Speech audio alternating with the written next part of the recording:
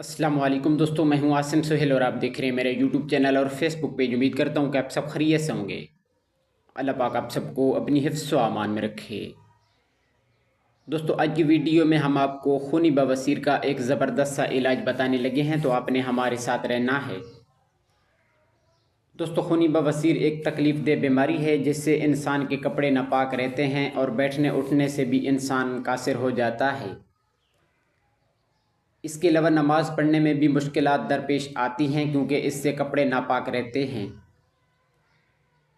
तो इसके लिए आपने ये करना है कि अजवाइन 100 ग्राम और गुड़ 200 ग्राम ले लेना है।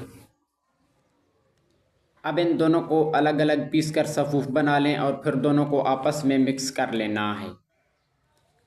इसका आधा चम्मच सुबह और आधा चम्मच शाम को खाने से पहले पानी के साथ इस्तेमाल करना है। आप देखेंगे कि कुछ दिन के इस्तेमाल से ही आपकी बवासीर को इससे आराम मिल सकता है। ये इलाज आप 1 माह तक इस्तेमाल कर सकते हैं। मेरे अल्लाह ने चाहा तो इससे आपको शिफा मिल सकती है। तो दोस्तों, ये थी हमारी आज की वीडियो। उम्मीद है कि आपको पसंद आई होगी। दुआ में याद रखिएगा। जज़ाकल्लाहु खैरा।